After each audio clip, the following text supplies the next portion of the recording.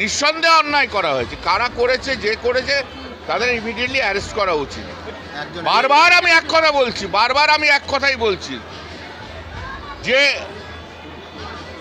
এই সমস্ত criminality, rape, molestation এটা কারা করে? কিছু পুরুষ করে। তা মহিলাদের লড়াইটা কাদের বিরুদ্ধে?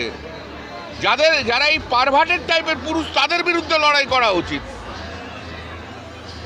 রাত জাগো দিন জাগো, নিরাপত্তার কি আছে? সব জায়গায় তো একই অবস্থা। পুরুষের মানসিকতা যতক্ষণ না ঠিক হবে ততক্ষণ পর্যন্ত এগুলো ঘটবে। আপনার পলিটিক্যাল এজেন্ডা আছে, আপনি নিয়ে মাইক নিয়ে এসছেন আমরা মিডিয়া থেকে, নিরাপত্তা সবই রয়েছে, কিন্তু একজন বন্ধু যদি বান্ধবীকে রেপ করে তাহলে সেখানে নিরাপত্তা কি করে দেবে বলুন তো আমাকে? কলেজের ভেতরে যদি করে সেখানে পুলিশ থাকবে? কলেজে আরে ভাই, শিক্ষা প্রতিষ্ঠানে কি পুলিশ থাকবে? আপনি বলুন না। নিরাপত্তা কাকে দেবে? নিরাপত্তা তো তার সহকর্মীরা দেবে। সেখানে সহকর্মীরাই রেপ করছে, তাহলে অন্যায়টা কারা করছে?